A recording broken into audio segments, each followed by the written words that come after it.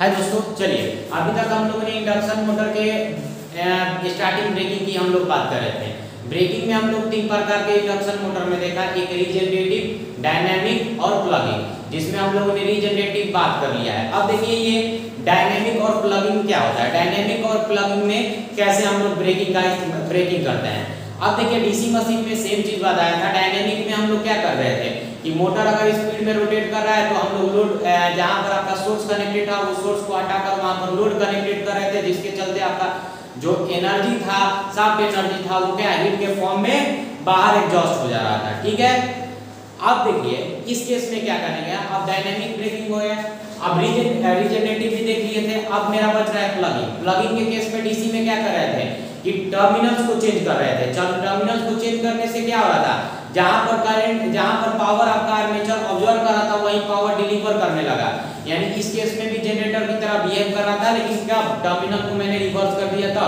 जैसे टर्मिनल को रिवर्स किया तो उसका टॉर्क रिवर्स और टॉर्क रिवर्स, तो मोटर धीरे धीरे रुक जा रहा था।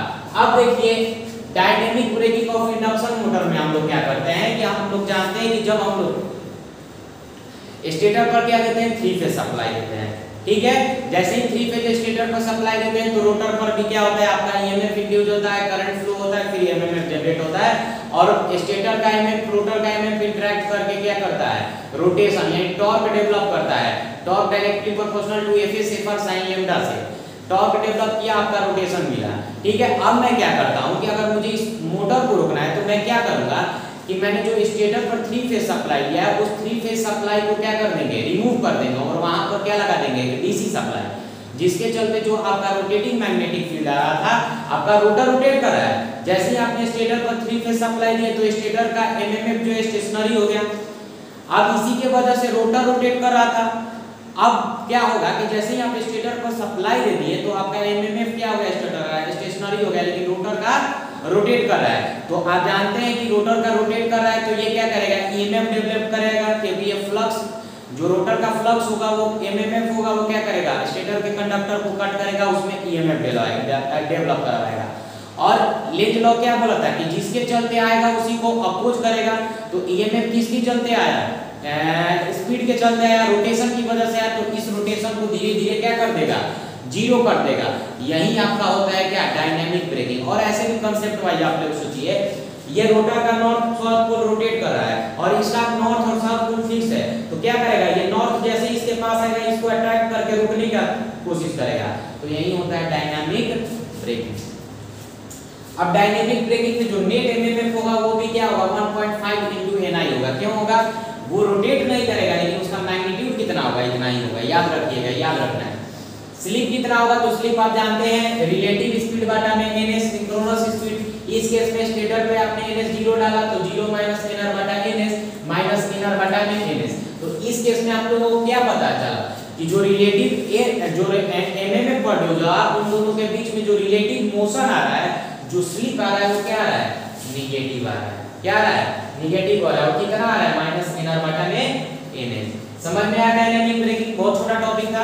चलो प्लगिंग देखते हैं। प्लगिंग में क्या करते हैं इंडक्शन मोटर में, तो इंडक्शन मोटर में प्लगिंग में ज्यादा कुछ नहीं किया जाता है। जो आपने एक फेज सीक्वेंस से आप सप्लाई दिए होंगे RYB, तो इसमें हम लोग क्या करते हैं, सिंपली से जो स्टेटर पर RYB अगर फेज सीक्वेंस दिए हैं तो आप RBY दे दीजिए। कहने का मतलब क्या हुआ कि फेज सीक्वेंस को प्लट दीजिए। जैसे ही आप फेज सीक्वेंस के सप्लाई को पलटिएगा तो सप्लाई का एमएमएफ का डायरेक्शन रिवर्स, एमएमएफ का डायरेक्शन रिवर्स, तो टॉर्क का डायरेक्शन रिवर्स। यानी कहने का मतलब अगर मोटर के अंतर्गत क्लॉकवाइज टॉर्क लगा होगा तो जैसे ही आप फेज सीक्वेंस को रिवर्स कीजिए तो मोटर के अंतर्गत एंटी क्लॉकवाइज क्या लगने लगेगा, टॉर्क लगने लगेगा, जिसके चलते धीरे धीरे क्या कर देगा, ये मोटर की स्पीड को 0 पर ले आएगा। ठीक है, तो कहने का मतलब क्या हुआ कि अगर टॉर्क स्लिप कैरेक्टरिस्टिक्स की बात करें तो दोनों एक दूसरे के ऑपोजिट बनेंगे। अगर आप स्टार्टिंग में RYB फेज दिए, फेज सीक्वेंस इस प्रकार दिए, तो उसका टॉर्क स्पीड कैरेक्टरिस्टिक्स इस प्रकार से है। जैसे आप फेज सीक्वेंस को रिवर्स कीजिएगा तो इसका टॉर्क स्लिप कैरेक्टरिस्टिक क्या होगा, रिवर्स हो जाएगा। यानी कहने का मतलब एक दूसरे का ऑपोजिट हो जाएगा। अब देखिए यहाँ पर जो टॉर्क डेवलप होगा वो कौन सा, लो टॉर्क होगा। और ये जो बीच रीजन होगा, ये दो बीच रीजन, ये कौन सा टॉर्क होगा, प्लग टॉर्क होता है।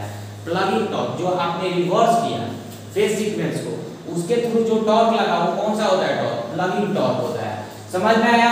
अब देखिए आप जानते हैं डीसी मशीन में भी मैंने बताया था डायनेमिक इक्वेशन ऑफ मोटर क्या होता है। तो आप बोलेंगे sir dynamic equation of motor जो होता है,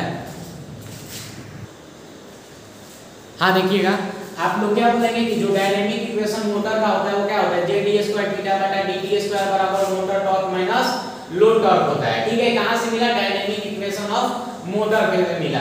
अब बताइए जब आप फेज सीक्वेंस को रिवर्स कीजिएगा तो मैंने क्या बोला, टॉर्क जो मोटर का होगा वो रिवर्स हो जाएगा, यानी कहने का मतलब जो मोटर टॉर्क था वो क्या होगा, वो माइनस टीएम हो जाएगा।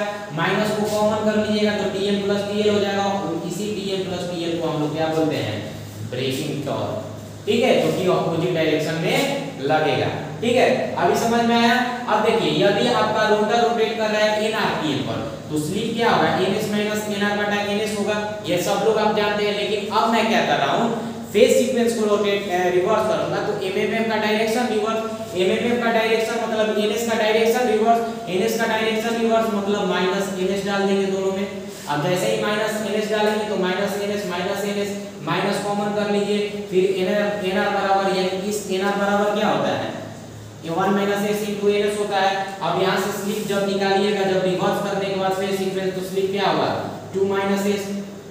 समझ में आया सबको ये बात? ये मैंने बताया कि जब बैकवर्ड रोटेटिंग फील्ड और फॉरवर्ड रोटेटिंग फील्ड के केस में बैकवर्ड रोटेटिंग फील्ड का क्या होता था, 2 माइनस s स्लिप हो रहा था, सबको पता होगा।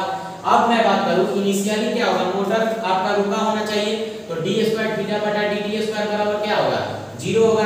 स्पीड क्या, 0। तो कब 0 होगा, जब आपका ये मोटर टॉर्क लोड टॉर्क के बराबर हो जाएगा। जब ये मोटर टॉर्क लोड टॉर्क के बराबर हो जाएगा तो ये दोनों क्या हो जाएगा, 0 होगा, एक दूसरे को कैंसिल आउट। तो वही इनिशियली क्या होगा, आपका स्पीड 0 होना चाहिए।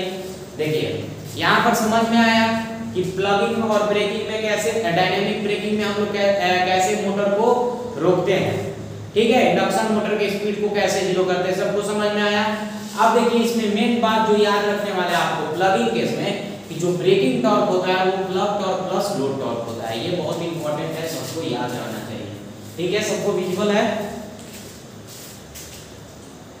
चलिए ठीक है, तो देखिए आज का हम लोग का यूनिट भी लगभग खत्म होने वाली है। ठीक है, तो आप लोग पढ़ते रहिएगा, अगर कोई दिक्कत हो रहा है तो लाइव क्लास लेंगे। ठीक है, आज के लिए इतना रखते हैं, थैंक यू।